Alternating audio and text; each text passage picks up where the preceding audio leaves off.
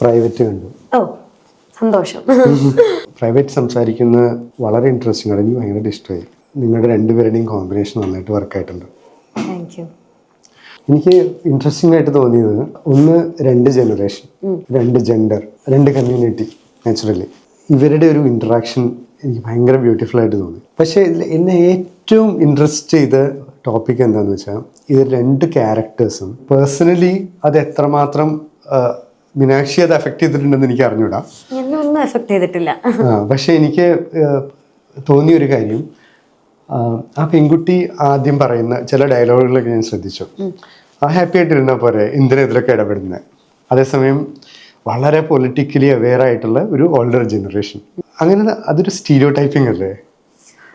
Private എന്ന cinema അത് ആദ്യം തൊട്ട് പറയുകയാണെങ്കിൽ ഈ സിനിമ വന്നതും പോയതും ഒന്നും ആരും അറിയാത്തൊരു സിനിമയാണ്. കാരണം ഇതിൻ്റെ എല്ലാവർക്കും അറിയുന്നത് പോലെ സെൻസർ ബോർഡിൻ്റെ ഒക്കെ ഇഷ്യൂസ് വന്നതുകൊണ്ട് പല ഭാഗങ്ങളും കട്ട് ചെയ്ത് പോകേണ്ടതായിട്ടും ഒക്കെ വന്നിട്ടുണ്ട്. അപ്പോൾ ഇതിൻ്റെ റിലീസിങ് ഡേറ്റ് ഒക്കെ മാറ്റമായിരുന്നു. അപ്പോൾ ഇത് കണ്ടു എന്ന് പറയുന്നത് എനിക്ക് ഭയങ്കര അത്ഭുതമാണ്. ഒരാളിത് പ്രൈവറ്റ് കണ്ടിട്ട് എന്നോട് അഭിപ്രായം പറയുന്നത് ഞാൻ വളരെ പേഴ്സണലി എടുക്കാറുണ്ട്. പിന്നെ രണ്ടാമത്തെ കാര്യം, പ്രൈവറ്റിന് ഒരു പൊളിറ്റിക്സ് ഉണ്ട്. പ്രൈവറ്റ് ഒരു പൊളിറ്റിക്സ് സംസാരിക്കുന്നുണ്ട്, പ്രൈവറ്റ് ഒരു വിഷയം സംസാരിക്കുന്നുണ്ട്. ഈ പറഞ്ഞ പല കാര്യങ്ങളും, പല സ്റ്റീരിയോ ടൈപ്സ് ബ്രേക്ക് ചെയ്യാനും അതിനെ തുടർന്ന് സംസാരിക്കാനും ഒക്കെ പ്രൈവറ്റ് ശ്രമിക്കുന്ന ഒരു സിനിമയാണ്. അതിൻ്റെ പൊളിറ്റിക്സും അതിൻ്റെ കഥയും എഴുത്തും എല്ലാം അതിൻ്റെ ഡയറക്ടറിൻ്റെയാണ്. അപ്പം ഞാൻ അതിൽ അഭിനയിച്ച ഒരാളാണ്. അപ്പം എനിക്കൊരു പ്രേക്ഷകൻ്റെ അതേ റോള് തന്നെയാണുള്ളത്. എനിക്ക് വേണമെങ്കിൽ പ്രൈവറ്റിൻ്റെ പൊളിറ്റിക്സിനോട് ചേർന്ന് നിൽക്കാം, ചേരാതിരിക്കാം, അല്ലെങ്കിൽ അതിനെ ഒരു സിനിമയെ കണ്ട് മാത്രം എൻജോയ് ചെയ്ത് മടങ്ങാം. അപ്പം എനിക്കതിൽ ഏത് വേണമെങ്കിൽ ചൂസ് ചെയ്യാൻ പറ്റുന്ന ഒരാളാണ്. അപ്പം ഇങ്ങനത്തെ പല കാര്യങ്ങളും പ്രൈവറ്റ് സംസാരിക്കുന്നുണ്ട്. അതിൽ നമുക്ക് പലർക്കും പല അഭിപ്രായങ്ങളായിരിക്കും. അതിൽ കുറേയൊക്കെ കട്ടൊക്കെ ചെയ്തു പോയല്ലോ. ഒത്തിരി കട്ട് ചെയ്ത് പോയി. കൃത്യമായിട്ട് ഏതൊക്കെയാണെന്ന് എനിക്കറിയില്ല, പക്ഷെ ഒരുപാട് പോർഷൻസ് കട്ട് ചെയ്ത് പോയിട്ടുണ്ട്. എന്തായാലും സിനിമയിലല്ലേ സെൻസർ ചെയ്യാൻ പറ്റൂ, ഇന്റർവ്യൂവിൽ സെൻസർ ചെയ്യാൻ പറ്റത്തില്ലല്ലോ. എന്താണ് അതിൽ മിസ്സായി പോയത്? ഡയറക്ടറിനോട് നമ്മൾ ചോദിക്കേണ്ടി വരും. കാരണം എൻ്റെ ഇന്റർവ്യൂ സെൻസർ ചെയ്താലും ഇല്ലെങ്കിലും ഞാൻ എനിക്ക് പറയണം എന്നുള്ള കാര്യങ്ങൾ മാത്രമേ സംസാരിക്കൂ. അതിപ്പോൾ എന്നോട് എന്ത് ചോദിച്ചാലും എനിക്ക് പറയണം എന്നുള്ള കാര്യങ്ങൾ മാത്രമേ ഞാൻ സംസാരിക്കൂ. അപ്പം അറിയോ എന്തൊക്കെയാണ് അതിൽ കട്ടായി പോയത്? ഇല്ല, എനിക്ക് കൃത്യമായിട്ട് അറിയില്ല. കാരണം കൃത്യമായിട്ട് അറിയില്ല എന്ന് വെച്ചാൽ എനിക്ക് അതിനെപ്പറ്റി ഒരു ധാരണയില്ല എന്നല്ല, പല വാക്കുകളും അല്ലെങ്കിൽ പല സീൻസും ഒക്കെ ഇതൊരു ട്രൂ ഇവന്റിനെ ബേസ് ചെയ്താണ് എന്നതിൽ കാണിക്കുന്നുണ്ട് പ്രൈവറ്റിൽ. അപ്പൊ അതിനെപ്പറ്റി ഒരുപാട് റിസർച്ച് ചെയ്ത് ആ ചേട്ടൻ്റെ ഡെബ്യൂ ഫിലിമാണ്, ദീപക് ഏട്ടൻ്റെ. ആ ചേട്ടൻ എടുത്ത ഫിലിമാണ്. അപ്പോൾ അതിനെ ഈ സിനിമയെ പറ്റിയും ഇതിന്റെ സെൻസർ ബോർഡ് ഇഷ്യൂസിനെയൊക്കെ പറ്റി പുള്ളിയോട് ചോദിച്ചാലേ വളരെ കൃത്യമായിട്ടൊരു മറുപടി നമുക്ക്. ചിലതൊക്കെ മ്യൂട്ടായി പോയി നമുക്ക് കാണുമ്പോൾ അറിയാൻ പറ്റും. മ്യൂട്ടായി പോയിട്ടുണ്ട് ഒത്തിരി. സീനുകൾ കട്ടായിട്ടുണ്ടോ? സീനുകളും കട്ടായിട്ടുണ്ട് എന്നാണ് തോന്നുന്നത്. ഞാൻ ഇപ്പോഴും പറയുകയാണ്, എനിക്ക് ഇതിനെപ്പറ്റി കറക്റ്റായിട്ട് അറിയില്ല ഏതൊക്കെ സീൻസ് പോയി, പക്ഷേ സീൻ പോയിട്ടുണ്ട്. ഓക്കെ, ഈ സിനിമയായിട്ട് ബന്ധപ്പെട്ടൊരു കാര്യം ചോദിക്കാം. ഇത് അത്ര ശരിയല്ലാത്ത ചോദ്യമാണ്, എന്നാലും ചോദിക്കാം. പല ആക്ടേഴ്സിന്റെ കൂടെ വർക്ക് ചെയ്തു. ഇന്ദ്രൻസിന്റെ കൂടെയാണ് ഇപ്പോൾ എനിക്ക് തോന്നുന്നത് ഏറ്റവും കൂടുതൽ ചിലപ്പോൾ സമയം വരെ ചിലവാക്കിയിട്ടുള്ളത്. പിന്നെ ആ സമയം ആകുമ്പോഴേക്കും കുറച്ചും കൂടെ ഒക്കെ സംസാരിക്കാനും ഒക്കെ പഠിച്ചും കാണാം. പ്രായം കുറച്ചുകൂടി മെച്യൂരിറ്റി വന്നല്ലോ. ആദ്യമൊക്കെ തീരെ ചെറിയ കുട്ടിയല്ലേ, 9 വയസ്സ്. ഞാൻ എല്ലാ പ്രായത്തിലും എല്ലാവരുടെയും കൂടെ എൻജോയ് ചെയ്യുന്ന ആളാണ്. എനിക്കങ്ങനെ എൻ്റെ പ്രായത്തിലുള്ള എനിക്ക് വളരെ ചെറുപ്പം തൊട്ടേ എൻ്റെ പ്രായത്തിലുള്ള ആൾക്കാരോട് കൂട്ടുകൂടണം എന്ന നിർബന്ധ ബുദ്ധി ഇല്ലാത്ത ആളാണ്. ഞാനിപ്പോൾ ചേട്ടനുമായിട്ട് സംസാരിക്കുന്നില്ലേ, അതുപോലെ എൻ്റെ പ്രായത്തിലുള്ള കുട്ടിയെ കിട്ടിയാലും ഞാൻ സംസാരിക്കും. ഈ സിനിമ വന്നതുപോലും അറിഞ്ഞില്ല, അത് പ്രൊമോട്ട് ചെയ്യാൻ ഇതിൽ ഒരു ചെറിയൊരു പരാജയം സംഭവിച്ചു എന്നൊക്കെ പോസ്റ്റുകൾ കണ്ടപ്പോൾ തോന്നി. അതെന്താണ് അങ്ങനെ സംഭവിച്ചത്? അതന്നെ ഞാനും ചോദിച്ചുകൊണ്ടിരിക്കുന്നത്. പണമില്ല, ബജറ്റിന്റെ പ്രശ്നമാണോ? ആയിരിക്കാം, എനിക്ക് അതിനെപ്പറ്റി കൃത്യമായിട്ട് അറിയില്ല. നമ്മളും ഇതിറങ്ങുന്ന സമയത്ത് അതാ ചോദിച്ചത്. നല്ലൊരു സിനിമയായിരുന്നു. ഇത് കണ്ടിട്ട് ഇത്രയും ആൾക്കാർ ഇപ്പോൾ OTT വന്നിട്ടാണ് ഓരോ ആൾക്കാർ, അതും പറയുന്ന എല്ലാ ആൾക്കാരും ഓരോ പ്രൊഫഷണൽ ആയിട്ടുള്ള ആൾക്കാരാണ്. ചിലർ അഡ്വക്കേറ്റ്സ് ആണ്, ഡോക്ടേഴ്സ് ആണ്, ചിലർ വളരെ സാധാരണയായിട്ടുള്ള വീട്ടിൽ മാത്രം ഒതുങ്ങി നിൽക്കുന്ന ആൾക്കാരാണ്. ഇവർക്ക് എല്ലാവർക്കും ഒരേപോലെ പ്രൈവറ്റ് വർക്കായി എന്ന് പറയുന്നതിൽ എനിക്ക് പിന്നെ എന്നെ സംബന്ധിച്ചിടത്തോളം ഞാൻ വളരെ ചെറിയ നമ്പർ ഓഫ് സിനിമകളെ ചെയ്തിട്ടുള്ളൂ.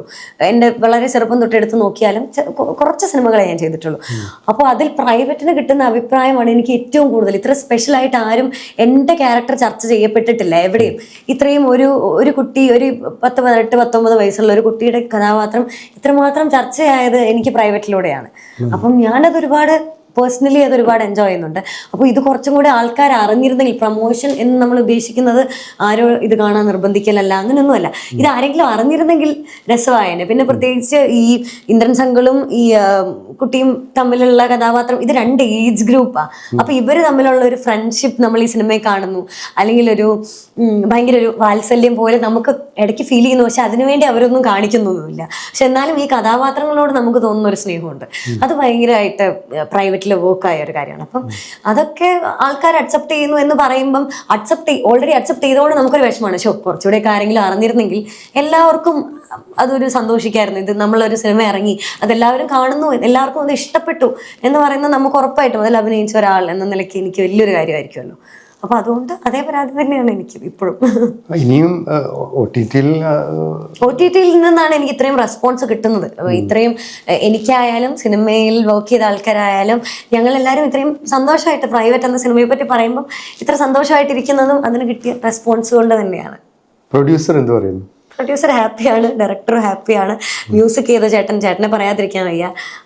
അവരുടെയൊക്കെ ഒരു ഡെബ്യൂ ഫിലിമാണിത്. അപ്പം കുറേ തുടക്കക്കാരുടെ ഒരു തുടക്കമായിരുന്നു പ്രൈവറ്റ് എന്ന് പറയുന്നത്. ഇത്രയും പബ്ലിക്കായി എല്ലാവരും കണ്ടതിലും ഇത്രയും നല്ല വളരെ ആരും എന്നോട് പ്രൈവറ്റ് കണ്ട ആരും എന്നോട് വെറുതെ നന്നായിരുന്നു എന്ന് പറഞ്ഞില്ല. എന്തെങ്കിലും ഒരു കാര്യം എടുത്തു പറഞ്ഞതിന് ശേഷം മോളെ ഇന്ന കാരണങ്ങൾ കൊണ്ട് എനിക്ക് ഭയങ്കര ഇഷ്ടപ്പെട്ടു, ആ കഥാപാത്രത്തിൻ്റെ ഇന്ന പോയിന്റ്സ് വളരെ നന്നായിരുന്നു എന്ന് പറയുന്നത്. അത് എനിക്കറിയില്ല എത്രത്തോളം അതെനിക്ക് ഒരാളെ പറഞ്ഞ് മനസ്സിലാക്കാൻ പറ്റും ആ സന്തോഷം. കാരണം നമ്മൾ ചെയ്തു വെച്ച ഒരു സാധനം അതേ അർത്ഥത്തിൽ മനസ്സിലാക്കുന്നതും, അല്ലെങ്കിൽ ഇപ്പം നേരത്തെ പറഞ്ഞ പോലത്തെ എഫേർട്ട് നമ്മൾ എടുത്തിട്ടുണ്ട് എന്ന് ഞാൻ പറയുമ്പോഴും, ഞാൻ ഒരുപാട് എഫേർട്ട് പ്രൈവറ്റിന് വേണ്ടി എടുത്തിട്ടുണ്ട്. ഞാൻ ഇതേവരെ ചെയ്യാത്ത ഒരുപാട്, ഇപ്പം അതിൽ ഡ്രൈവിംഗ് കാണിക്കുന്നതായാലും ഒക്കെ ഞാൻ എന്നെ സംബന്ധിച്ചിടത്തോളം എന്നെ പുള്ളി ചെയ്ത് ഞാൻ തന്നെ എനിക്ക് എടുത്ത എഫേർട്ടാണ്. അപ്പോൾ ആ എഫേർട്ടിനെ ഒരാൾ അപ്രിഷ്യേറ്റ് ചെയ്യുക എന്ന് പറയുന്നത് എന്നെ സംബന്ധിച്ചിടത്തോളം വലിയൊരു കാര്യമാണ്. ആക്ട് ചെയ്യുന്ന സമയത്തൊക്കെ കുറേയെങ്കിലും ഒക്കെ ഒരു അങ്ങനെ വേറൊരു കഥാപാത്രത്തിലോട്ട് മാറേണ്ടി വരുന്നുണ്ടല്ലോ. അതിന് കുറച്ച് എഫേർട്ട് ഉണ്ടോ? ഒന്നാമത്തെ കാര്യം, ഞാനങ്ങനെ ഒരു കഥാപാത്രം ചെയ്യുമ്പോൾ എനിക്കറിയില്ല, പലരുടെയും മെത്തേഡ് പലതാണ്. ഞാനങ്ങനെ ഒരുപാട് ആക്ടിങ് എക്സ്പ്ലോർ ചെയ്തിട്ടുള്ള ഒരാളൊന്നുമല്ല. ഞാൻ കുറച്ച് സിനിമയെ ചെയ്തിട്ടുള്ളൂ, ഞാൻ നേരത്തെ പറഞ്ഞ പോലെ. അപ്പോൾ ഞാൻ ചെയ്ത സിനിമകളിലൊക്കെയും എൻ്റെ കഥാപാത്രങ്ങൾ ആൾക്കാർക്ക് ഇത്രയും ഇഷ്ടപ്പെട്ടു എന്നുള്ളത് എനിക്ക് ഒരുപാട് സന്തോഷമുള്ള കാര്യമാണെങ്കിൽ പോലും എനിക്കൊരു കഥാപാത്രത്തിലേക്കുള്ള ഒരു ട്രാൻസ്ഫോർമേഷനോ അല്ലെങ്കിൽ അങ്ങനെ ഞാൻ കഥാപാത്രമായിട്ട് ജീവിക്കുക അങ്ങനത്തെ പരിപാടികളൊന്നും എനിക്കറിയില്ല, അല്ലെങ്കിൽ അങ്ങനത്തെ സംഭവങ്ങളൊന്നും ഉണ്ടാവാറില്ല. എനിക്ക് കിട്ടുന്ന സിറ്റുവേഷനുകളോട് ഞാൻ റിയാക്ട് ചെയ്യുന്നു എന്നുള്ളതേ ഉള്ളൂ. എക്സ്പ്രസീവായിട്ട് നമ്മളത് റിയാക്ട് ചെയ്യുന്നു എന്നുള്ളതേ ഉള്ളൂ. അതായത് എൻ്റെ ഓപ്പോസിറ്റ് നിൽക്കുന്ന ആൾ പറയുന്ന ഒരു ഡയലോഗിന് തിരിച്ച് റിയാക്ട് ചെയ്യാൻ, അതായത് ഞാൻ ശരിക്കുള്ള ജീവിതത്തിലാണെങ്കിലും അങ്ങനെ തന്നെ ആയിരിക്കും റിയാക്ട് ചെയ്യുന്നത്, അങ്ങനെ ചെയ്യുന്നു എന്നുള്ളതേ ഉള്ളൂ. അത് കട്ടായി കഴിഞ്ഞാൽ ഞാൻ തന്നെ ആയിരിക്കും. എനിക്കങ്ങനെ ഞാൻ അതിലേക്ക് ആയിപ്പോവേ, തിരിച്ചു വരാൻ പറ്റാതെ ആവേ, അങ്ങനത്തെ സംഭവങ്ങളൊന്നും എനിക്കുണ്ടാവാറില്ല. പിന്നെ പല ആൾക്കാരും പലതുപോലെയാണ്. ചിലർ പറയാറുണ്ട്, ഇപ്പോൾ വിഷമിക്കുന്ന സിറ്റുവേഷൻ വന്നാൽ എന്തെങ്കിലും വിഷമമുള്ളത് ഓർത്ത് വിഷമിക്കുന്ന ആൾക്കാരുണ്ടെന്ന്. എന്നെ സംബന്ധിച്ചിടത്തോളം അങ്ങനെയൊന്നുമല്ല. എന്നെ സംബന്ധിച്ചിടത്തോളം അങ്ങനെയല്ല. ഞാൻ അല്ലാതെ എനിക്ക് എങ്ങനെ അത് ഉണ്ടാക്കിയെടുക്കാൻ പറ്റും, അല്ലെങ്കിൽ എങ്ങനെ അത് ചെയ്യാൻ പറ്റും എന്ന് ചിന്തിക്കുന്ന ആളാണ് ഞാൻ. അപ്പം അതുകൊണ്ട് എനിക്ക് ഒരു ക്യാരക്ടർ മൂലം ഞാൻ അതിലേക്കായിപ്പോയി പിന്നെ തിരിച്ചു കടക്കാൻ പറ്റാതാവേ അങ്ങനത്തെ പ്രശ്നങ്ങളൊന്നും എനിക്കുണ്ടാവുന്നില്ല. അപ്പം എന്ത് പ്രിപ്പറേഷനാണ് ചെയ്യുന്നത്? എന്ത് സിനിമയ്ക്ക് വേണ്ടിയോ? ഇപ്പം ട്രൂ ഇവൻസ് ഒക്കെ ഈ പ്രൈവറ്റ് പോലുള്ള സിനിമകളൊക്കെ ആണെങ്കിൽ ആ ക്യാരക്ടറിനെ പറ്റി നമ്മൾ നന്നായി പഠിക്കും. പിന്നെ ഞാൻ നല്ലോണം ഒബ്സർവ് ചെയ്യും ആൾക്കാരെ. ഇപ്പം ചില സ്പെസിഫിക് ഇപ്പം ഭയങ്കര എൻജോയ് ചെയ്ത് നടക്കുന്ന പെൺകുട്ടികൾ, അല്ലെങ്കിൽ അശ്വിത എന്ന് പറയുന്ന ക്യാരക്ടർ, അതിൻ്റെ അകത്ത് ഭയങ്കര ക്യൂരിയോസിറ്റി ഉള്ള, എല്ലാ കാര്യത്തിനെ പറ്റി ചിന്തിക്കുന്ന, അല്ലെങ്കിൽ ആ കുട്ടിയുടെ അടുത്ത് പറയുകയാണ് 18 വയസ്സിൽ നിക്കാഹ് വെച്ച് വിടാം, കല്യാണം കഴിക്കാൻ പോവാണ്. അപ്പോൾ ആ കുട്ടി പറഞ്ഞു വേണ്ട, എനിക്ക് പഠിക്കണം, എനിക്ക് ഇനിയും പഠിക്കണം, എനിക്ക് ഒരുപാട് ഡ്രീം ഉണ്ട് അച്ചീവ് ചെയ്യാനായിട്ട്. അപ്പം അങ്ങനെ ഒരാളാണ്. അപ്പം അവരുടെ മാനറിസംസും, അല്ലെങ്കിൽ ആ കുട്ടി വളരെ ക്യൂരിയസ് ആയിട്ടുള്ള ഒരാളാണ്. അപ്പം അതൊക്കെ ഞാനിങ്ങനെ കുറെ ഇങ്ങനെ ശ്രദ്ധിക്കും. നന്നായി ക്യൂരിയസ് ആയിട്ടിരിക്കുന്ന ആൾക്കാർ ചിലപ്പം കുറച്ചുകൂടെ ഇങ്ങനെ ആക്റ്റീവായിട്ട് പെരുമാറാൻ ചാൻസ് ഉണ്ട്. ചില കാര്യങ്ങളിൽ ഇങ്ങനെ അടങ്ങിയിരിക്കില്ല, ഇങ്ങനെ കുരുകുരുത്ത് നടക്കും. ഞാൻ അങ്ങനെ കുരുകുരുത്ത് നടക്കുന്ന ഒരാളാണ്. അപ്പം അങ്ങനെ ചില ആൾക്കാർ ഒരുപാട് ഇപ്പം പല ആൾക്കാർക്കും പല മാനറിസവും ഇത് ഇങ്ങനെ തന്നെ ആയിരിക്കണം എന്ന് നിർബന്ധമൊന്നുമില്ല. പക്ഷെ നമ്മളത് ഒബ്സർവ് ചെയ്യുമ്പം കുറേയൊക്കെ ഞാൻ അങ്ങനെയൊക്കെ ചെയ്യാൻ നോക്കും. അല്ലാതെ ഞാൻ ആ ക്യാരക്ടർ അങ്ങനൊന്നും അത്ര സീരിയസ് എനിക്ക് അറിയത്തില്ല. അങ്ങനെ അത് മേ ബി ഇതിനെ വളരെ ക്ലിയർ ആയിട്ട് പഠിക്കാത്തത് കൊണ്ടാണോ എന്ന് എനിക്കറിയില്ല. അങ്ങനൊന്നും സംഭവിക്കാറില്ല. ഈ അശ്വിതയും ഇപ്പം മീനാക്ഷിയും തമ്മിൽ എന്താണ് ഒരു ക്യാരക്ടറിലൊരു വ്യത്യാസം എന്താണ്? അശ്വിത കുറച്ചുകൂടി എടുത്തു ചാടിയെല്ലാം ചെയ്യുന്ന ആളാ. എനിക്കങ്ങനെ വലിയ എടുത്തുചാട്ടങ്ങളുണ്ട്, പക്ഷെ അതിൻ്റെ സംസാരത്തിലേ ഉള്ളതെന്ന് തോന്നുന്നത്. അല്ലാതെ ഞാൻ എന്തെങ്കിലും ചെയ്യുമ്പം ഇപ്പം ഞാനൊരു പൈസ ഇൻവെസ്റ്റ് ചെയ്ത് എന്തെങ്കിലും മേടിക്കാൻ തീരുമാനിക്കാന്ന് വെച്ചോ ഭാവിയിലേക്ക്, ഇപ്പോഴത്തെ കാര്യമില്ല ഭാവിയിൽ, അപ്പം ഞാൻ വളരെ ചിന്തിച്ചേ ചെയ്തുള്ളൂ. ഇപ്പം ആരെങ്കിലും എൻ്റെ കൂടെ ഇപ്പം നമുക്ക് ട്രിപ്പ് പോവാം എന്ന് പറയാണ്, അപ്പം എനിക്ക് വളരെ ഓക്കെ ആണെങ്കിൽ മാത്രമേ പോവുള്ളൂ. പക്ഷെ അക്ഷിത അങ്ങനെയല്ല. അക്ഷിത വളരെ എല്ലാത്തിനും ചില്ലായി കാണുന്ന, എല്ലാത്തിനോടും ഓക്കെ എന്നൊരു മനോഭാവമുള്ള കുറച്ചുകൂടെ അങ്ങനെ ഒരാളാണ്. അപ്പം എല്ലാത്തിനെയും ക്വസ്റ്റ്യൻ ചെയ്യുന്ന, ഞാനങ്ങനെ എല്ലാവരെയും ക്വസ്റ്റ്യൻ ചെയ്യാറില്ല. ഇപ്പം ചേട്ടൻ്റെ അഭിപ്രായങ്ങളോട് എനിക്ക് എതിരഭിപ്രായം ഉണ്ടെങ്കിലും ഞാനത് അനാവശ്യമായിട്ട് ക്വസ്റ്റ്യൻ ചെയ്യാറില്ല. അതെന്നെ ബാധിച്ചാൽ മാത്രമേ ഞാൻ അങ്ങനെയല്ല ഇങ്ങനെയാണ് എന്നുള്ളത് പറയും. അല്ലാത്ത പക്ഷം ഞാൻ ആരെയും ബുദ്ധിമുട്ടിക്കാറില്ല. അങ്ങനെ വേറൊരു അപ്പോൾ at least you are getting A different perspective. അപ്പോൾ അത് പേഴ്സണൽ ലൈഫിൽ അത് ഹെൽപ്പ് ചെയ്യുന്നുണ്ടോ? അങ്ങനെ നമ്മളൊരു വേറൊരാളുടെ പോയിന്റ് ഓഫ് വ്യൂ ടെമ്പററിലി എങ്കിലും അഭിനയിക്കുമ്പോഴെങ്കിലും ചിന്തിക്കേണ്ടി വരില്ലേ? ഞാൻ എല്ലാ പ്രാവശ്യവും ചിന്തിക്കാറുണ്ട്. ഞാൻ എൻ്റെ ലൈഫിലാണെങ്കിലും ഞാൻ ചിന്തിക്കാറുണ്ട്. എന്ത് സംഭവിക്കുമ്പോഴും ഞാൻ ഓപ്പോസിറ്റ് പെർസ്പെക്റ്റീവ് ചിന്തിക്കാറുണ്ട്. എന്തുകൊണ്ടായിരിക്കും അവരങ്ങനെ ബിഹേവ് ചെയ്യുന്നത്? പലപ്പോഴും നമുക്ക് ഉത്തരം കിട്ടാത്ത ഏറ്റവും വലിയ ചോദ്യവും അതാണ്, അല്ലേ? നമ്മൾ രണ്ട് മനുഷ്യർ തമ്മിൽ ഇപ്പം എന്തെങ്കിലും സംസാരിക്കുമ്പോഴോ അല്ലെങ്കിൽ അടുത്തിടപഴകുമ്പോഴോ ഒക്കെ ഇവരെന്തുകൊണ്ടായിരിക്കും ഇങ്ങനെ ചെയ്തത് എന്ന് ചോദിച്ചാൽ പലപ്പോഴും എനിക്കതിനുള്ള ഉത്തരം കിട്ടണമെന്നില്ല. അത് ഏറ്റവും കോംപ്ലിക്കേറ്റഡ് ആയിട്ടുള്ള ഒരു ക്വസ്റ്റ്യൻ ആണ്. ഒരു മനുഷ്യ ജീവിതത്തിൽ നമുക്ക് നേരിടാൻ പറ്റുന്ന ഏറ്റവും കോംപ്ലിക്കേറ്റഡ് ആയിട്ടുള്ള ഒരു ക്വസ്റ്റ്യൻ ആണ്. ചേട്ടൻ എന്തുകൊണ്ടായിരിക്കും എന്നോട് അങ്ങനെ പെരുമാറിയത്? എനിക്കതിന് പ്രത്യേകിച്ച് ആൻസർ ഒന്നും കാണില്ല, അല്ലേ? എനിക്കതിനെപ്പറ്റി പ്രത്യേകിച്ച് ധാരണയുണ്ടായി. ഇത്രയും ദിവസം ഇയാൾ ഇങ്ങനെ അല്ലായിരുന്നല്ലോ, പിന്നെ എന്തുകൊണ്ട് പെട്ടെന്ന് ഇങ്ങനെ സംഭവിച്ചു എന്നുള്ളത്. ഞാൻ എപ്പോഴും അങ്ങനെ ചിന്തിക്കുന്ന ആളാണ്. ക്യാരക്ടേഴ്സിന് വേണ്ടി മാത്രമല്ല, എൻ്റെ എല്ലാ ദിവസവും ഞാൻ അത്തരം ചിന്തകളിലൂടെ പോകുന്ന ആളാണ്. ഒരു ഫസ്റ്റ് ടൈം ആരെങ്കിലും ഈ ബേബി മീനാക്ഷി അല്ലേ എന്നൊക്കെ പറഞ്ഞ് പബ്ലിക്കലി തിരിച്ചറിഞ്ഞൊരു മൊമെന്റ് ഓർമ്മയുണ്ടോ? എനിക്കത് ഓർമ്മയില്ല. കാരണം അത് ഞാൻ ഒത്തിരി കുറച്ചും കൂടെ നല്ല ചെറുപ്പത്തിലാണല്ലോ ഈ ഒരു ഫീൽഡിലേക്ക് വരുന്നതും. അമർ അക്ബർ ഒക്കെ ചെയ്യുമ്പോൾ തൊട്ടാണ് എന്നെ അങ്ങനെ എല്ലാവർക്കും അറിയുന്നത്. ഞങ്ങളുടെ പാത്തുവാണ് എന്ന് പറഞ്ഞ് എന്നെ എല്ലാവരും തിരിച്ചറിയുന്നത് ആ ഒരു സമയത്താ. അപ്പൊ അത് എന്റെ വിചാരം എല്ലാരും എന്റെ ആൾക്കാരാ, അങ്ങനെയാ. അപ്പൊ എന്നെ അങ്ങനെ ഒരു തിരിച്ചറിയുക, എന്നെ സിനിമയെ കണ്ടിട്ട് മനസ്സിലാവുക എന്നുള്ളതിനൊക്കെ കൂടുതൽ എനിക്കറിയാം. ഞാൻ പുറത്തിറങ്ങി എന്നെ എല്ലാവർക്കും ഇഷ്ടമാണ് എന്നുള്ളത്. അതിപ്പോ എങ്ങനെയാന്നുള്ളത് ഞാൻ അങ്ങനെ ചിന്തിച്ചിട്ടില്ലായിരുന്നു. അപ്പോ ആ ഒരു സമയം തൊട്ടാന്ന് എനിക്കറിയാം. പക്ഷെ എന്നെ ആദ്യമായിട്ട് ആരാ അങ്ങനെ റെക്കഗ്നൈസ് ചെയ്തതെന്നൊന്നും എനിക്കറിയത്തില്ല. ഞാൻ കുറെ ഉമ്മമാരാ, അതെനിക്കറിയാം. ഇത് നടക്കുന്ന സമയത്തും അമർ അക്ബർ ഇറങ്ങി കഴിഞ്ഞപ്പോഴൊക്കെ ഞാൻ പുറത്തിറങ്ങുമ്പോൾ എന്നെ ഭയങ്കര ഇഷ്ടം. ഞങ്ങളുടെ പാത്തുവാ, ഞങ്ങളുടെ ഫാത്തിമയാന്നൊക്കെ പറഞ്ഞിട്ട് എന്നെ ഭയങ്കര കാര്യമായിട്ട് നോക്കിക്കൊണ്ടിരുന്നത് അവര്. അപ്പൊ ഇവരെ എവിടെ കണ്ടാലും ഞാൻ ഭയങ്കര കംഫർട്ടബിൾ ആകും. കാരണം എന്നെ ഇഷ്ടമാണെന്ന് എനിക്ക് അറിയാം, ഈ പാത്തുവിനെ ഇഷ്ടമാണെന്ന് എനിക്ക്. അന്ന് ആ സിനിമ ഭയങ്കര സംഭവമായിരുന്നല്ലോ. ഒന്നാമത് അതൊരു ഭയങ്കര ഇമോഷണൽ ക്യാരക്ടറാണ്. അപ്പൊ ആ ഇമോഷൻ മൊത്തം എനിക്ക് കിട്ടിയ സ്നേഹമാണ്. എന്നെ എല്ലാവരും ഇഷ്ടപ്പെടുന്നത് കൊണ്ട്, ആ ക്യാരക്ടറിനോട് അത്രയും സ്നേഹം ഉള്ളത് കൊണ്ടാണ് അത്രത്തോളം ആൾക്കാർ ഇമോഷണൽ ആവുന്നത്. അപ്പം അതെനിക്ക് ഇപ്പോഴും വലിയ കാര്യം. എന്നെ ഇപ്പോഴും കാണുമ്പം ആ സെറ്റിലുണ്ടായിരുന്ന ആര് കണ്ടാലും എന്നെ പാത്തു തന്നെ വിളിക്കാം. അല്ല, അത് വലിയ ഭാഗ്യല്ലേ? അതെ, അത് ഉറപ്പായിട്ടും. ആളുകൾ മുഴുവൻ സ്നേഹിക്കുന്ന എന്റെ ഏറ്റവും വലിയ, എന്റെ അടുത്ത് എല്ലാ ആൾക്കാരും ചോദിക്കും എന്താണ് എന്റെ ഏറ്റവും വലിയ ഡ്രീം എന്ന് ചോദിക്കുമ്പോൾ ഞാൻ പറയുന്ന ഒരേ ഒരു ഉത്തരം അതാണ്. കാരണം ഞാൻ ആഗ്രഹിക്കുക പോലും ചെയ്യാത്തൊരു പൊസിഷനിൽ തന്റേതല്ലാത്തൊരു കാരണത്താൽ എത്തിപ്പെട്ട ആളാണ് ഞാൻ ഒന്നും പ്രത്യേകിച്ച് ഇതിനു വേണ്ടി എഫോർട്ട് എടുത്തിട്ടില്ല. അതാ ഞാൻ ഇതിനു വേണ്ടി എഫോർട്ട് ഇട്ടിട്ടില്ല.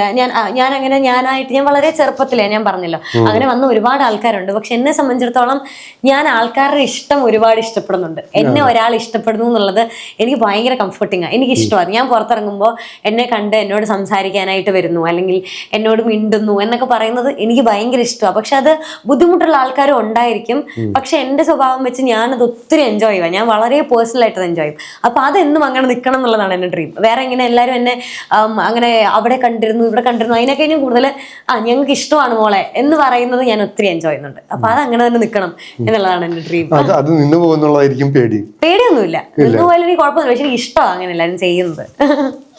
ഒരു ആദ്യമായിട്ടൊരു കംപ്ലീറ്റ്ലി സ്വന്തമായിട്ട് എടുത്ത ഒരു ഡിസിഷൻ എന്തായിരിക്കും? സ്വന്തമായിട്ട് ഞാൻ തന്നെ എടുത്തൊരു ഡിസിഷനോ? അങ്ങനെ ഒരു ഡിസിഷൻ ഇല്ല കേട്ടോ. അതെനിക്ക് ഓർമ്മയില്ല. ഞാൻ എൻ്റെ എല്ലാ ഡിസിഷൻസും വേറെ ആരെങ്കിലും അല്ല തീരുമാനിക്കുന്നത്. പണ്ട് തൊട്ടേ അച്ഛനും അമ്മയാണെങ്കിലും എൻ്റെ കാര്യം എന്തെങ്കിലും തീരുമാനിക്കുമ്പോൾ അവർ എന്നോടും കൂടെ സജഷൻ എടുത്തിട്ട് അന്നും ചെയ്തിരുന്നത്. അതുകൊണ്ട് ഇന്നും എനിക്കങ്ങനെ കൃത്യമായി ഏതായിരുന്നു ഞാൻ ആദ്യം പറഞ്ഞതെന്ന് ഓർമ്മയില്ല. പണ്ട് തൊട്ടേ എൻ്റെ എല്ലാ കാര്യങ്ങൾക്കും എൻ്റെ എല്ലാ ഡിസിഷൻസും ഞാനും കൂടെ അടങ്ങുന്ന ഒരു സംഘമാണ് ഡിസിഷൻ എടുത്തോണ്ടിരുന്നത്. ഏറ്റവും സ്റ്റാർ സ്ട്രക്ക് ആയിട്ട് ഫീൽ ചെയ്ത് എപ്പോഴാണ്? എന്ന് വെച്ചാൽ ഭയങ്കര ഇപ്പൊ ചിലരൊക്കെ, ഇപ്പോൾ എൻ്റെ ഒരു എക്സ്പീരിയൻസ് പറഞ്ഞാൽ ഞാൻ ആദ്യമായിട്ട് മമ്മൂട്ടിയെ കണ്ടപ്പം എനിക്കൊരു ഒരു മൊമെന്റ് ഫ്രീസായി. ഞാൻ അങ്ങനെ ഓ അങ്ങനെയോ? അങ്ങനെ ഞാൻ എപ്പോഴും ഓഫ് കോഴ്സ് പൃഥ്വിരാജിനെ കാണുമ്പോൾ എന്ന് വെച്ചാൽ ഞാനൊരു വളരെ കുഞ്ഞിലെ തൊട്ടേ എനിക്ക് രാജമംഗലിനെ ഭയങ്കര ഇഷ്ടമാണ്. എന്താന്ന് എനിക്ക് അറിഞ്ഞൂടാ. അപ്പം അങ്ങനെയുള്ള സമയത്താണ് ഞാൻ പിന്നെ കുറെ വർഷങ്ങൾക്ക് ശേഷമാണ് അമർ അക്ബർ ചെയ്യുന്നത്. പിന്നെ എപ്പോ എനിക്ക് കണ്ടാലും ബാക്കി എല്ലാവരും എനിക്ക് ആ സെറ്റിൽ നിന്ന് പോയ ബാക്കി ഞാൻ ചെയ്ത സിനിമകളിലൊക്കെയും ഒരുപാട് ആൾക്കാർ നമുക്ക് അങ്ങനെ ഭയങ്കര പ്രിയപ്പെട്ട ആൾക്കാർ, അവരൊക്കെ എനിക്ക് എൻ്റെ സ്വന്തം എനിക്ക് എന്നെ ഭയങ്കര ഇഷ്ടപ്പെടുന്ന, ഞാൻ ഭയങ്കര ഇഷ്ടപ്പെടുന്ന ആൾക്കാരാണ്. ഭയങ്കര പേഴ്സണൽ ഫേവറേറ്റ് ആണ്. പക്ഷെ രാജമംഗലിൽ മാത്രമേ ഞാൻ കാണുമ്പോൾ അത് കംപ്ലീറ്റ്ലി എനിക്ക് വേറൊരു വൈബാണ് ഫീൽ ചെയ്യുന്നത്. എനിക്ക് ഭയങ്കര ഇഷ്ടമാണ്. അങ്ങനെ എനിക്ക് ഫീൽ ചെയ്യാറുണ്ട് എപ്പോൾ ഞാൻ കാണുമ്പോഴും. ഇപ്പം ഞാൻ കണ്ടിട്ടൊക്കെ കുറേ ആയി. പക്ഷെ എനിക്ക് എപ്പോൾ ഇപ്പം സ്ക്രീനിൽ കാണുമ്പോഴും എനിക്ക് അങ്ങനെ തന്നെയാണ്. എനിക്ക് അന്ന് ഞാൻ വളരെ ചെറുതായിരുന്ന സമയത്തുണ്ടായിരുന്ന സിനിമയായിരുന്നു താൻ തോന്നി, ഫാമിലി എന്നൊക്കെ പറഞ്ഞിട്ടുള്ളത്. അപ്പൊ അന്ന് ഞാൻ അതൊക്കെ ഭയങ്കര എൻജോയ് ചെയ്യുന്ന ആളായിരുന്നു. പക്ഷെ അത് ഇന്നിരുന്ന് കണ്ടാലും എനിക്ക് എൻജോയ് ചെയ്യാൻ പറ്റും. കാരണം ആ ഫേസ് അവിടെ ഉള്ളത് കൊണ്ടാണ്. അപ്പൊ എനിക്ക് എന്താണെന്ന് അറിയത്തില്ല, പണ്ട് തൊട്ടേ ഭയങ്കര ഇഷ്ടമാണ്. ഈ പലരുമായിട്ടും വർക്ക് ചെയ്യുന്നുണ്ടല്ലോ. അപ്പം മോഹൻലാല്, ഇന്ദ്രൻസ്, പൃഥ്വിരാജ്, പിന്നെ ജയസൂര്യ, ഒരു ഇന്ദ്രജിത്ത്. പൊതുജനം പൊതുവെ കാണാത്ത പക്ഷെ ഇവരിൽ നിന്നൊക്കെ പഠിക്കേണ്ട എന്തെങ്കിലും, അല്ല പൊതുജനത്തിന് കാണുന്നില്ല, പൊതുജനൊന്നും ഇവര് സിനിമയിലല്ലാതെ അങ്ങനെ കാര്യമായിട്ട് കാണുന്നില്ല, എന്താ ഇവരിൽ നിന്നൊക്കെ? അങ്ങനെ ഒന്നും ചോദിച്ചാൽ എനിക്ക് അറിയത്തില്ല. പക്ഷെ എല്ലാവരും ഭയങ്കര ഡിഫറെന്റ് പേഴ്സണാലിറ്റീസ് ഉള്ള ആൾക്കാരല്ലേ. അപ്പം ചില ആൾക്കാർ ചിലരെ ജഡ്ജ് ചെയ്യും. ഇപ്പം അവർക്ക് ഭയങ്കര ജാടയാണ്, ഇവർക്ക് ഭയങ്കര ജാടയാണ്, പക്ഷെ ഇവർ ഭയങ്കര പാവ. അങ്ങനെ നമുക്ക് ഒരിക്കലും പുറത്തും ജഡ്ജ് ചെയ്യാൻ പറ്റില്ല.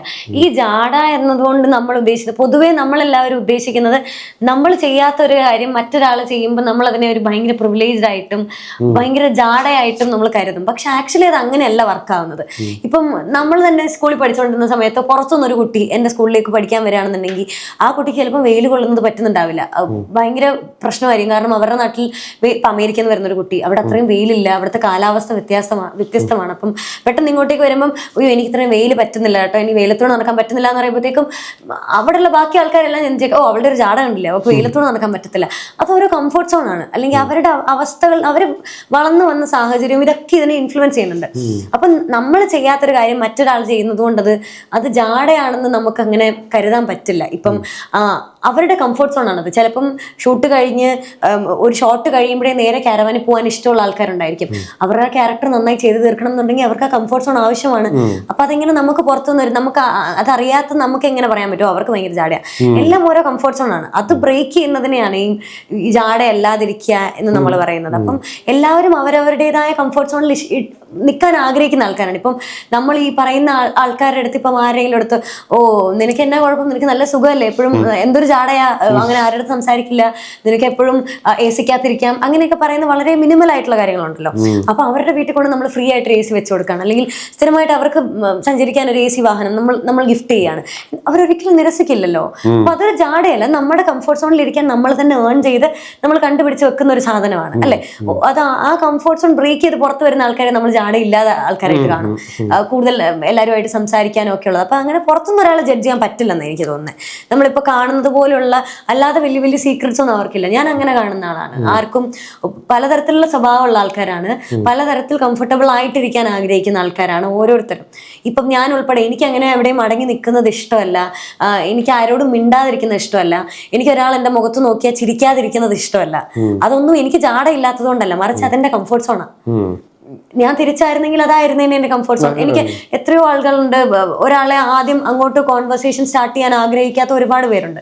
അത് അവർക്ക് ജാടയായതുകൊണ്ടല്ല, അത് അവരുടെ കംഫർട്ട് സോൺ അതാണ്, അവരുടെ രീതികൾ അങ്ങനെയാണ്. ഓരോ മനുഷ്യരും വ്യത്യസ്തമായിട്ടുള്ള രീതികളും കാര്യങ്ങളിലൂടെയും വളർന്നു വന്ന, അല്ലെങ്കിൽ അങ്ങനെ പലതരത്തിലുള്ള പേഴ്സണാലിറ്റീസ് ഉള്ള ആൾക്കാരാണ്. അല്ല, ഇതൊക്കെ മിക്കവാറും ഇൻട്രോവേർട്സിന് കണ്ടുവാൻ ആളിനോട് സംസാരിച്ചു കഴിഞ്ഞാൽ അവർ ആകെ അവശതയാവും. പിന്നെ എത്ര പേരുണ്ട് ഒരു കല്യാണത്തിന് പോയിട്ട് വന്നാൽ പിന്നെ ഒരാഴ്ചയോളം അവർ ഒറ്റയ്ക്കിരിക്കണം, അല്ലെങ്കിൽ അവർക്കത് ശരിയാവില്ല എന്ന് പറയുന്ന അങ്ങനെ ഒരു അവസ്ഥയാണ്. ഇപ്പൊ എനിക്ക് അങ്ങനെ കുഴപ്പമുണ്ട്, എന്നെ കുറെ ദിവസം വീട്ടിൽ അടച്ചിട്ട് കഴിഞ്ഞാൽ പിറ്റേ ദിവസം പുറത്തിറങ്ങുമ്പോൾ എനിക്കറിയത്തില്ല എന്റെ അവസ്ഥ എന്നായിരിക്കും, എനിക്ക് വല്ല കുഴപ്പമാവുമായിരിക്കും, ഞാൻ ഭയങ്കര മോശമായിട്ട് ബിഹേവ് ചെയ്യായിരിക്കും. കാരണം എന്റെ എനർജി കുറെ ആൾക്കാരോട് സംസാരിക്കുന്നു, എനിക്ക് ഇഷ്ടമുള്ളവരുടെ കൂടെ ഇരിക്കുന്നു എന്നൊക്കെ ഉള്ളതാണ്. അതല്ലാതെ എന്നെ മറിച്ചൊരു സ്ഥലത്ത് കൊണ്ട് ഒറ്റയ്ക്ക് ഇട്ട് കഴിഞ്ഞാൽ ആരോടും മിണ്ടണ്ട. അതുപോലെ എനിക്ക് കുറെ പ്രശ്നങ്ങളുണ്ട്. എനിക്ക് ഒറ്റയ്ക്കിരുന്ന് ഭക്ഷണം കഴിക്കാൻ പറ്റില്ല. ഇതൊക്കെ വളരെ കേൾക്കുമ്പോൾ ഭയങ്കര കുഞ്ഞു കുഞ്ഞായിട്ട് തോന്നുമായിരിക്കും. പക്ഷെ നമ്മുടെ മൂഡിനെ എഫക്ട് ചെയ്യുന്ന, അല്ലെങ്കിൽ നമ്മുടെ ഓരോ കാര്യങ്ങളെയും എഫക്ട് ചെയ്യുന്ന പ്രശ്നങ്ങളാണ് ഇതൊക്കെ. ഞാനൊരു ഷൂട്ടിന് പോയി കഴിഞ്ഞാൽ എനിക്ക് ഒറ്റയ്ക്കിരുന്ന് ഭക്ഷണം കഴിക്കുന്നത് ഇഷ്ടമേ അല്ല. എനിക്ക് എവിടെയും ഒറ്റയ്ക്കിരുന്ന് ഭക്ഷണം കഴിക്കാൻ പറ്റില്ല. ഞാൻ എപ്പോഴും ആൾക്കാരുടെ കൂടെ പോയിരിക്കാൻ നോക്കും. അതായത് ചുമ്മാ എല്ലാവരെയും കൂടെ ഇറങ്ങിയിരിക്കും അങ്ങനെയല്ല ഞാൻ ഉദ്ദേശിച്ചത്. ഞാൻ ആരെങ്കിലും ഒന്നിലും വിളിക്കും, കൂടെയുള്ള ചേട്ടനെ വിളി, ഒന്ന് വരാവോ, ഇനി ഭക്ഷണം കഴിക്കണം. അവർ കഴിക്കണമെന്നൊന്നുമില്ല, ഞാൻ കഴിക്കുന്നത് നോക്കിയിരുന്നാലും എനിക്ക് കുഴപ്പമൊന്നുമില്ല. ചിലർക്ക് അങ്ങനെ ഉണ്ട്, കഴിക്കുന്നത് നോക്കിയിരിക്കുന്നത്. എനിക്ക് അങ്ങനെ ഒന്നുമില്ല. എന്നോട് മിണ്ടിക്കൊണ്ടിരുന്നാൽ മതി, അല്ലെങ്കിൽ എന്റെ കൂടെ ഇരുന്നാൽ മതി. എനിക്ക് ഒറ്റക്കായി പോകുന്ന അവസ്ഥ ഞാൻ തീരെ ഇഷ്ടപ്പെടുന്ന ആളല്ല. പക്ഷെ അത് ഇഷ്ടപ്പെടുന്ന ഒരുപാട് ആൾക്കാരുണ്ട്. മിസ്അണ്ടർസ്റ്റാൻഡിങ് ഭയങ്കര കോമൺ ആണ്. ഭയങ്കര കോമൺ ആണ്. അതെ, അപ്പൊ നമ്മൾ തന്നെ ചിലപ്പോൾ അതൊരു മിസ്അണ്ടർസ്റ്റാൻഡിങ് ആയേക്കും എന്ന് നമ്മൾ തന്നെ വിചാരിച്ചാൽ നമുക്ക് തന്നെ ഭയങ്കര സുഖമാണ്. നമ്മൾ ഒരാളെ അങ്ങനെ ബാഡായിട്ട് ജഡ്ജ് ചെയ്യുന്നില്ലല്ലോ എന്ന് നമുക്ക് തോന്നുന്നത് വലിയ കാര്യമാണ്. എനിക്ക് എപ്പോഴും അങ്ങനെ തോന്നാറുണ്ട്. ഞാൻ ആരെയും കളിയാക്കുന്ന ആളല്ല. ഞാൻ ആരെയും അങ്ങനെ പുറത്തുനിന്ന് കാണുമ്പോഴേ ഓ ഇവർക്ക് ഭയങ്കര ചാടയാട്ടോ അങ്ങനെ ചിന്തിക്കുന്ന ആളേ അല്ല. അതെനിക്ക് ഭയങ്കര ഇഷ്ടമാണ്. എൻ്റെ ക്യാരക്ടർ എനിക്ക് ഭയങ്കര ഇഷ്ടമാണ്. അറ്റ്ലീസ്റ്റ് എനിക്ക് തന്നെ തോന്നുന്നു, ഞാൻ അവരെ അങ്ങനെ ജഡ്ജ് ചെയ്തില്ലല്ലോ, അത് അവരുടെ ക്യാരക്ടർ എങ്ങനെയാണ് എന്ന് മനസ്സിലാക്കുന്ന ആളാണ് ഞാൻ. നമുക്ക് തന്നെ ഒരു സുഖമുള്ള പരിപാടിയാണ് അത്. സോഷ്യൽ മീഡിയയിൽ എന്താണ് ഏറ്റവും എൻജോയ് ചെയ്യുന്നത്?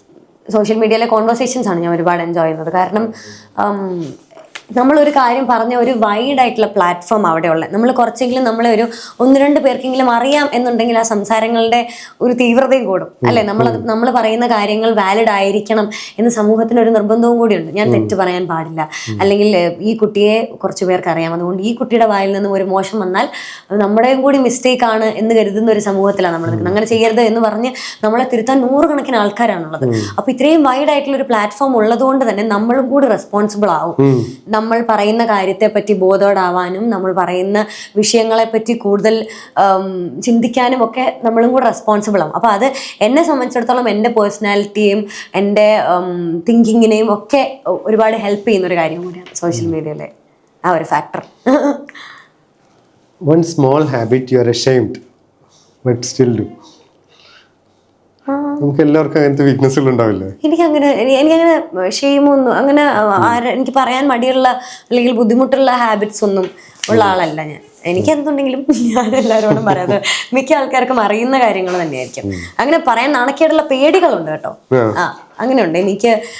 അത് പറയുമ്പോൾ നമുക്ക് വളരെ ചെറുതായിട്ടും അല്ലെങ്കിൽ വളരെ തമാശയായിട്ടും തോന്നുമെങ്കിലും എനിക്ക് വളരെ സീരിയസ് ആയിട്ടുള്ള പേടികളുണ്ട്. എനിക്ക് അങ്ങനെ 8 കാലിയെ ഭയങ്കര പേടിയാണ്. അത് ഞാൻ പലപ്പോഴും പറഞ്ഞിട്ടുണ്ട്. അതൊരു ഫോബിയയാണ്, അരിക്കനോഫോബിയ അങ്ങനെ പറയാം. അപ്പോൾ നമ്മുടെ നാട്ടിൽ അങ്ങനെ അധികം കണ്ടുവരാറില്ല ഫോബിയ. പക്ഷെ ഞാൻ ആ ഫോബിയ ഉള്ള ആളാണ്. അതായത് എനിക്ക് ഈ 8 കാലിയല്ല രൂപം എനിക്ക് ഭയങ്കര പേടിയാണ്. അത് ചില ഞണ്ടുണ്ടാവില്ല, നമ്മൾ കറി വെച്ച് കഴിയുമ്പോൾ ഈ ഞണ്ടിന്റെ കാല് ഇങ്ങനെ ചുരുങ്ങി വരും. എനിക്ക് പറയുമ്പോൾ തന്നെ എന്തോ പോലെ. അതായത് നമ്മൾ നോർമൽ കാണുന്ന ഞണ്ടിനെ പോലെ ആയിരിക്കില്ല. ഈ ഞണ്ട് കറി വെച്ച് കഴിയുമ്പോൾ അത് കുറച്ച് ചൂടാകുമ്പോൾ ചുരുങ്ങുമല്ലോ. അപ്പൊ ആ രൂപം എനിക്ക് ഭയങ്കര പ്രശ്നമാണ്. അപ്പൊ എനിക്കതിനെ ഒടിച്ചിട്ട് തരാതെ എനിക്ക് തിന്നാൻ പറ്റില്ല. കാരണം എനിക്കതിനെ തൊടാൻ പറ്റില്ല. എനിക്ക് ഒരു 8 കാലി എനിക്ക് പേടിയാണെങ്കിൽ, അത് ചത്ത് കിടക്കുന്ന 8 കാലിയാണെങ്കിലും ഞാൻ അതിനെ കണ്ട് അനാവശ്യമായി പേടിക്കും. അതുകൊണ്ട് നമ്മൾ സമൂഹത്തിൽ മറ്റാൾക്കാർക്ക് ബുദ്ധിമുട്ടുണ്ടാക്കി വെക്കുന്നതും കൂടി ഉണ്ട്. നമ്മളിപ്പോൾ 4 ആളുടെ കൂടെ നിൽക്കുകയാണെങ്കിൽ ഒരു ശല്യവും ചെയ്യാത്തൊരു ജീവിയാണ് 8 കാലി. അത് ആ മൂലയ്ക്കൂടെ നടന്നു പോകുന്നതിന് ഞാനിവിടെ കിടന്ന് ഒച്ചയെടുക്കും. ചിലപ്പോൾ അടുത്ത് നിൽക്കുന്ന ആളെ കയറി അനാവശ്യമായിട്ട് ഫോഴ്സ്ഫുള്ളി പിടിച്ചു നിർത്തും, ഭയങ്കര ഒച്ച ഉണ്ടാക്കും, എന്നെ വിറയ്ക്കാൻ തുടങ്ങും. മൊത്തം ആൾക്കാരും മനസ്സിലുണ്ടാവും ഈ കുട്ടി എന്തായി കാണിക്കുന്നത് എന്ന് പറഞ്ഞിട്ട്. പക്ഷെ എന്നെ സംബന്ധിച്ചിടത്തോളം എനിക്ക് ഭയങ്കര പേടിയാണ്. അത് ട്രീറ്റ് ചെയ്യേണ്ട ആവശ്യമുള്ളതാണ്. അതെനിക്ക് പറയാൻ നാണക്കേടാ, എനിക്ക് 8 കാലിയെ പേടിയാ എന്ന് പറയണ്ട. അല്ലാതെ വേറെ ഹോബീസ് ഒന്നും അങ്ങനെയില്ല. എന്തിനെ പറ്റിയാണ് കൂടുതൽ ഇൻസെക്യൂരിറ്റി? Looks, talent, choices? ഒന്നിനെ പറ്റിയില്ല. ഞാൻ ഒന്നിനെ പറ്റി ഇൻസെക്യൂർഡ് അല്ല. ഞാൻ എല്ലാ കാര്യത്തെ പറ്റിയും വളരെ ഈ പറഞ്ഞ എല്ലാ കാര്യത്തിനെ പറ്റിയും ഞാൻ കോൺഫിഡൻ്റ് ആയിട്ടുള്ള ആളാണ്. അതിപ്പം നമ്മൾ ലുക്സിൻ്റെ കാര്യത്തിൽ പറഞ്ഞാൽ എനിക്ക് എല്ലാവരും വിചാരിക്കുന്ന ലുക്സ് ഇഷ്ടപ്പെടുന്ന ആളല്ല ഞാൻ. ഇപ്പോൾ ഒരാളെ കാണാൻ ഭയങ്കര ഭംഗിയാണ് എന്ന് നമ്മൾ പറയാണ്, ഒരു പെൺകുട്ടിയെ അല്ലെങ്കിൽ ഒരു ആൺകുട്ടിയെ കാണാൻ നല്ല ഭംഗിയാണ് എന്ന് പറയുമ്പോഴും ചിലപ്പോൾ അത് എൻ്റെ കുഴപ്പമാണ്, എൻ്റെ പേഴ്സണൽ കാര്യമാണ് കേട്ടോ. അവർ നന്നായി ഇപ്പം എനിക്ക് എന്തൊക്കെയോ കാരണങ്ങൾ കൊണ്ട് എൻ്റെ തോട്ട്സിനോട് ഇണങ്ങുന്ന ആളല്ല, അല്ലെങ്കിൽ നന്നായി ചിരിക്കുന്ന ആളല്ല, ഒരാളെ കണ്ടാൽ ചിരിക്കുന്ന ആളല്ല, അല്ലെങ്കിൽ അങ്ങനെ മിണ്ടില്ല, അങ്ങനെയൊക്കെ ഉണ്ടെങ്കിൽ എനിക്ക് അവർക്ക് അത്രയും ഭംഗി ഫീൽ ചെയ്യില്ല. അതെന്റെ കുഴപ്പമാണ്. ഓരോരുത്തർക്കും നല്ല സ്മൈൽ, ഒരു ബ്യൂട്ടി അല്ലല്ല, നല്ല ചിരിയല്ല ഞാൻ ഉദ്ദേശിച്ചത്, മനസ്സ് തുറന്ന് ചിരിക്കാന്ന് നമ്മൾ പറയുന്നത്. ഒരാളെ കണ്ട വെറുതെ നമ്മൾ ചിരിക്കില്ലേ, എന്നാ ഉണ്ട് വിശേഷം എന്നൊക്കെ നമ്മൾ അങ്ങോട്ട് ചോദിക്കില്ലേ, അങ്ങനത്തെ ആൾക്കാർക്ക് ഭംഗി കൂടുതലുള്ളതായിട്ട് എനിക്ക് തോന്നും. ഒത്തിരി ഇപ്പം ഒരാളുടെ ഇപ്പൊ ഞാനൊരു പ്രശ്നം വന്ന് പറഞ്ഞു കഴിഞ്ഞാൽ അത് മൈൻഡ് ചെയ്യാതിരിക്കുന്ന ഒരാൾക്ക് എത്ര ഭംഗിയുണ്ടെങ്കിലും എനിക്കങ്ങനെ അവർക്ക് ഭംഗിയുള്ളതായിട്ട് അങ്ങനെ അധികം ഫീൽ ചെയ്യത്തില്ല. ബ്യൂട്ടി എന്ന് പറയുന്നത് സബ്ജക്റ്റീവ് അല്ലേ? Beauty is in the ice of the beholder. അതെ, അത് പല ആൾക്കാർക്കും പലതുപോലെ. ചില ആൾക്കാർക്ക് കാണാനുള്ള ബ്യൂട്ടി ഇഷ്ടപ്പെടുന്ന ആൾക്കാരുണ്ട്, നീണ്ട മുടി അല്ലെങ്കിൽ അങ്ങനത്തെ റൗണ്ട് ഫേസ് ഒക്കെ ഉള്ള ആൾക്കാര്. പക്ഷെ എന്നെ സംബന്ധിച്ചിടത്തോളം എന്റെ സൗന്ദര്യം അങ്ങനെയല്ല ഞാൻ കണക്ട് ചെയ്തിരിക്കുന്നത്. എൻ്റെ ഇപ്പം നല്ല ഇങ്ങനത്തെ എനിക്ക് കുറെ കാര്യങ്ങൾ പറഞ്ഞു തരാനൊക്കെ പറ്റുന്ന ആളാണ് അവരെനിക്ക് ഭയങ്കര സൗന്ദര്യമുള്ള ആൾക്കാരായിട്ട് ഫീൽ ചെയ്യാറുണ്ട്. ഇതങ്ങനെ ഞാൻ വേറെ ആരിലും കണ്ടിട്ടില്ല, പക്ഷെ എനിക്ക് എങ്ങനെയാണ് എനിക്ക് അങ്ങനെ ഫീൽ ചെയ്യാറുണ്ട്. അത് എന്തുകൊണ്ടാണ് അങ്ങനെയെന്ന് എനിക്കറിയില്ല. അത് എത്ര പ്രായം ചിലർക്ക് ഇന്റലിജൻസ് ആണ് അട്രാക്റ്റീവ്. അങ്ങനെയുള്ളവരും ഉണ്ട്. ഞാൻ അങ്ങനെയുള്ള ഇന്റലിജൻസിൽ അട്രാക്റ്റഡ് ആവാറില്ല. പക്ഷെ എനിക്ക് കുറച്ചും കൂടെ, ഞാൻ പറഞ്ഞല്ലോ, ഞാൻ കുറച്ച് ഇമോഷണൽ ആയിട്ടുള്ള, ഞാൻ ബന്ധങ്ങളൊക്കെ വളരെ നന്നായി കാത്തു സൂക്ഷിക്കാൻ ആഗ്രഹിക്കുന്ന ഒരാളാണ്. അപ്പം അതുപോലത്തെ മനുഷ്യരെ കണ്ടാൽ എനിക്ക് അവർക്ക് ഭയങ്കര ഭംഗി. ചില അമ്മമാരുണ്ടാവും, എനിക്ക് അവർക്ക് ഭയങ്കര ഭംഗിയുള്ളതായിട്ട് ഫീൽ ചെയ്യും. മക്കളോട് ഭയങ്കര ക്ലോസ് ആയിട്ടുള്ള ആൾക്കാരുണ്ടാവില്ലേ? എൻ്റെ അമ്മ എനിക്ക് ഭയങ്കര സുന്ദരിയാണ്, എന്താണെന്ന് എനിക്കറിയില്ല. എൻ്റെ അച്ഛൻ എനിക്ക് ഭയങ്കര സുന്ദരനാണ്. അപ്പം എനിക്ക് അവരെയൊക്കെ പോലുള്ള ആൾക്കാരുണ്ടെങ്കിൽ എനിക്ക് അവർക്ക് ഭയങ്കര സൗന്ദര്യമുള്ളതായിട്ട് ഫീൽ ചെയ്യും. അതാണ് എൻ്റെ ലുക്സിനെ പറ്റി പറയുകയാണെങ്കിൽ. പിന്നെ എൻ്റെ ചോയ്സുകൾ, ഞാൻ എടുത്ത ചോയ്സുകളെല്ലാം വളരെ കറക്റ്റായിരുന്നു എന്ന് എപ്പോഴും എനിക്ക് തോന്നിക്കൊണ്ടിരിക്കുന്ന ആളാണ് ഞാൻ എടുത്ത എല്ലാ കാര്യത്തിലും. അതിപ്പം എൻ്റെ ബന്ധങ്ങളുടെ കാര്യത്തിലായാലും, ഫ്രണ്ട്ഷിപ്പിൻ്റെ കാര്യത്തിലായാലും, എഡ്യൂക്കേഷൻ്റെ കാര്യത്തിലായാലും ഒക്കെ എൻ്റെ ചോയ്സുകളെല്ലാം എനിക്ക് പെർഫെക്റ്റ് ആയിരുന്നു. അതായത് ഞാൻ കണ്ടുപിടിച്ചത് എനിക്ക് വളരെ ആപ്റ്റായിട്ടുള്ള സ്ഥലമായിരുന്നു, അല്ലെങ്കിൽ വളരെ ഓക്കെ ആയിട്ടുള്ള സ്ഥലമായിരുന്നു എന്ന്. അതായത് എൻ്റെ വളരെ ചെറുപ്പം തൊട്ടുള്ള എല്ലാ ബന്ധങ്ങളും എനിക്ക് ഇപ്പോഴും ഉണ്ട്. 20 വയസ്സിലും എൻ്റെ കൂടെ ഉണ്ട്. അപ്പം ഞാൻ വളരെ ഹാപ്പിയാണ് അതിൻ്റെ കാര്യത്തിൽ. ഞാൻ എഡ്യൂക്കേഷൻ്റെ കാര്യത്തിൽ എനിക്ക് 10ാം ക്ലാസ് കഴിഞ്ഞപ്പം എനിക്ക് 9A+ ഒരു A ഉണ്ടായിരുന്നു മാർക്ക്. അപ്പൊ എല്ലാവരും എൻ്റെ അടുത്ത് പറഞ്ഞു സയൻസ് എടുക്കണം, മീനാക്ഷി ഉറപ്പായിട്ടും സയൻസ് എടുക്കണം. അങ്ങനെയാണല്ലോ നമ്മൾ ഉറപ്പായിട്ടും എല്ലാവരും എപ്പോഴും കേൾക്കുന്ന ഒരു കാര്യമാണ് അങ്ങനെ ചെയ്യണം എന്നുള്ളത്. പക്ഷെ ഞാനത് എടുത്തില്ല. എനിക്ക് സയൻസ് ആയിരുന്നു ഇഷ്ടം. പക്ഷെ എനിക്കറിയാം, എനിക്ക് വർക്ക് ചെയ്യുന്നതിൻ്റെ കൂടെ എനിക്ക് സയൻസിൻ്റെ പ്രാക്ടിക്കൽ ക്ലാസ്സുകളോ ഒന്നും വന്ന് ഇതിൻ്റെ കൂടെ ജോയിൻ ചെയ്താൽ ഇതും ഇല്ല അതും ഇല്ലാത്ത അവസ്ഥയിലാവും. ഞാൻ ഹ്യൂമാനിറ്റീസാണ് ചൂസ് ചെയ്തത്. ഹ്യൂമാനിറ്റീസ് എനിക്ക് ഇഷ്ടമില്ലാത്ത ഒരു സബ്ജക്റ്റ് അല്ലായിരുന്നു, പക്ഷെ എനിക്ക് ഭയങ്കര ഇൻട്രസ്റ്റിംഗ് ആയിട്ടുള്ള ഒരു സബ്ജക്റ്റും അല്ലായിരുന്നു. പക്ഷെ എനിക്കറിയായിരുന്നു എൻ്റെ വർക്കിൻ്റെ കൂടെ എനിക്ക് കൊണ്ടുപോകാൻ പറ്റുന്ന ഒരു സബ്ജക്റ്റാണ് ഹ്യൂമാനിറ്റീസ്. അതിൻ്റെ കാര്യം അത് എളുപ്പമായതുകൊണ്ടല്ല, ഈ പറയുന്നത് പോലെ പ്രാക്ടിക്കൽസിനുള്ള എഫേർട്ടോ അല്ലെങ്കിൽ അങ്ങനത്തെ കാര്യങ്ങളോ ഒക്കെ കുറവാണ്. നമ്മൾ വന്ന് പ്രസന്റ് ആയിരിക്കുന്ന ഒരു കാര്യങ്ങൾ അതിന് കുറവാണ്, അതിൻ്റെ ആവശ്യം വരുന്നില്ല. അപ്പം ഞാൻ ഒറ്റയ്ക്കൊരു ടീച്ചറിനെ വീട്ടിൽ വെച്ചിട്ട് അങ്ങനെയാണ് ഞാൻ പഠിച്ചുകൊണ്ടിരുന്നത്.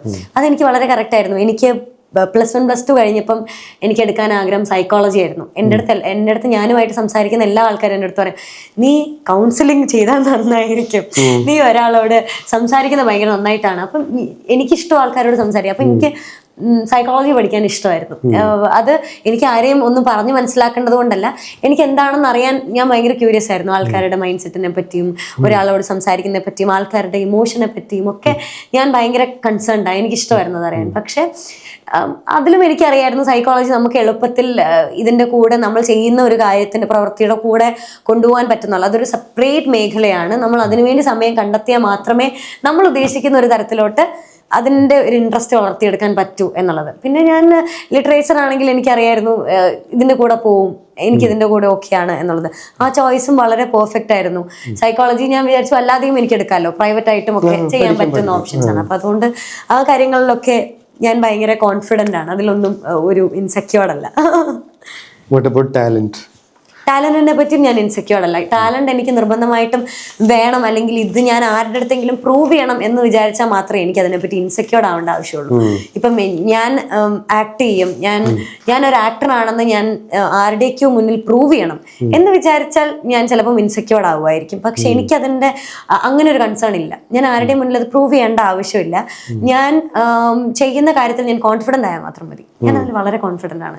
ഞാൻ ചെയ്യുന്ന കാര്യത്തിൽ, അല്ലെങ്കിൽ ഞാൻ എന്ത് കാര്യം ചെയ്താലും ഞാനത് നന്നായി ചെയ്ത് തീർക്കും. എന്ത് കാര്യത്തിലാണോ എനിക്ക് ടാലന്റ് ഉള്ളത്, ഇപ്പം ഒരു കാര്യത്തിനെ പറ്റി പഠിക്കുക, ഒരു ടോപ്പിക് എനിക്ക് തന്നിട്ട് അതിനെപ്പറ്റി മീനാക്ഷി ഒന്ന് നോക്കിയിട്ട് പറയൂ എന്ന് പറഞ്ഞാൽ അതിനെപ്പറ്റി വളരെ കൃത്യമായ കാര്യങ്ങൾ നോക്കി പറയാൻ എനിക്ക് പറ്റും എന്നുള്ളൊരു കോൺഫിഡൻസ് എനിക്കുണ്ട്. അപ്പം അതിൽ ഞാൻ ഒട്ടും ഇൻസെക്യൂർഡ് അല്ല. മീനാക്ഷി എന്തോ സംസാരിക്കാൻ ഇഷ്ടമുള്ള ആളാണ് എന്ന് ഇന്റർവ്യൂവിൽ തെളിയിച്ചു. ഞാൻ വളരെയധികം ചെയ്തു. ഞാൻ ഈ ഇന്റർവ്യൂവിന്റെ അവസാനമായിട്ട് മലയാളികളോടും ചോദ്യം ശരിയില്ലയുടെ പ്രേക്ഷകരോട് എന്താണ് പറയാനുള്ളത്? ഒരുപാട് സന്തോഷമുണ്ട് എല്ലാവരും കേട്ടിരുന്നതിൽ.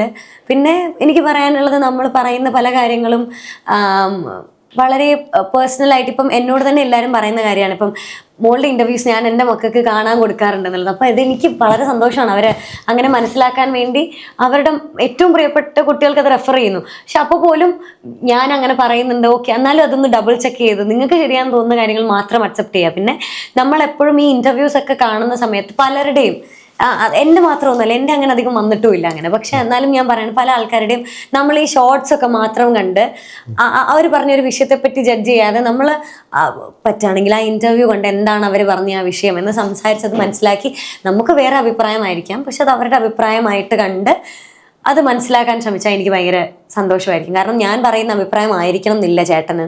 ഇപ്പം നമ്മൾ സംസാരിച്ചപ്പോൾ തന്നെ നമ്മൾ രണ്ടുപേരും രണ്ട് അഭിപ്രായമുള്ള ആൾക്കാരാണ്, രണ്ട് പേഴ്സ്പെക്റ്റീവ്സ് ഉള്ള ആൾക്കാരാണ്, രണ്ട് ടൈപ്പ് ഓഫ് ക്യാരക്ടേഴ്സ് ഉള്ള ആൾക്കാരാണ്. അപ്പം ചേട്ടൻ പറയുന്നത് ഞാൻ പൂർണ്ണമായിട്ടും മനസ്സിലാക്കുന്നു, പക്ഷെ ആ റെസ്പെക്റ്റോട് കൂടി തന്നെ ഞാൻ പറയുന്നു എൻ്റെ അഭിപ്രായം അതല്ല, മറ്റൊന്നാണ്. അപ്പം അങ്ങനെ സംസാരിച്ചാൽ കുറച്ചുകൂടെ രസമായിരിക്കും. പല കാര്യങ്ങളും മനസ്സിലാക്കാൻ ശ്രമിച്ചാൽ നമ്മൾ ഇത്രയും ടൈം വേസ്റ്റ് ചെയ്യേണ്ടി വരത്തില്ല. ഇപ്പോൾ കമൻസിലായാലും ഒക്കെ നമ്മൾ ഒരുപാട് പേഴ്സണലി ഫ്രസ്ട്രേറ്റഡ് ആവേണ്ടി വരും. ഇപ്പോൾ പറയുന്ന പോലെ ഈ നെഗറ്റീവ് കമൻസിൻ്റെ കാര്യമൊക്കെ നമ്മൾ പറയുമല്ലോ. അപ്പോൾ നമ്മളായാലും ഇതിനെപ്പറ്റി ഓർത്ത് ഒരുപാട് വറി ചെയ്യേണ്ട ആവശ്യമില്ല. ഇതിനെപ്പറ്റി ഇങ്ങനെ ആ പറഞ്ഞത് മോശമാണ്, ആ ചെയ്തത് മോശമാണ്, അപ്പം നമുക്ക് അതിനെപ്പറ്റി തെറ്റായ അഭിപ്രായമാണെങ്കിൽ ആ രീതിക്ക് അത് പറയാം, എനിക്ക് അഭിപ്രായമല്ല, മറത്തൊന്നാണ് എന്ന് പറഞ്ഞാൽ അത് കേൾക്കാൻ കുറച്ചുകൂടെ ഓഡിയൻസും കൂടുതലായിരിക്കും.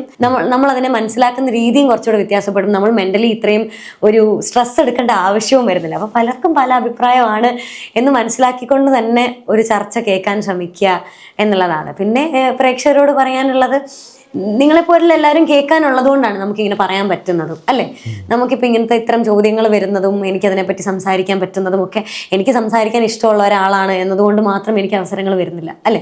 എനിക്കിപ്പം ഒരാൾ എൻ്റെ കൂടെ ഒരു ഇൻട്രാക്ഷന് താല്പര്യപ്പെടണം എന്നുണ്ടെങ്കിൽ അത് കേൾക്കാൻ ആരെങ്കിലുമൊക്കെ ഉണ്ട് എന്നിപ്പം നിങ്ങൾക്കും കൂടെ തോന്നുന്നത് കൊണ്ടല്ലേ ഇപ്പം ഈ ചാനലിലേക്ക് ഈ കുട്ടിയെ വിളിക്കാം എന്ന് തോന്നി ആരെങ്കിലും ഒക്കെ കാണുമായിരിക്കും എന്നൊരു ഒന്ന് രണ്ട് പേര് കാണുമായിരിക്കും എന്ന് നമുക്ക് തോന്നുന്നുണ്ടല്ലോ. ആർക്കൊക്കെയോ ഈ കൊച്ചിനെ അറിയാം എന്ന് നമുക്കൊരു ട്രസ്റ്റ് ഉണ്ട്. അപ്പം അത് ഇങ്ങനെ കുറച്ച് പേരുള്ളത് കൊണ്ടാണ് ഇപ്പം എനിക്ക് ഉൾപ്പെടെയുള്ള ആൾക്കാർക്ക് ഇങ്ങനെ സംസാരിക്കാനും പല കാര്യങ്ങളും അറിയാനും മനസ്സിലാക്കാനും ഒക്കെ പറ്റുന്നത്. അപ്പോൾ ഞാൻ നിങ്ങളോടൊക്കെ ഭയങ്കര ഹാപ്പി ആയിട്ടുള്ള ആളാണ്. എനിക്ക് എല്ലാവരെയും ഭയങ്കര ഇഷ്ടമാണ്. എനിക്ക് ആരോടും അങ്ങനെ എതിർപ്പോ കാര്യങ്ങളോ ഒന്നും ഉള്ള ആളല്ല. അങ്ങനെ ആരും തെറ്റിദ്ധരിച്ചു പോകണ്ട. Thank you.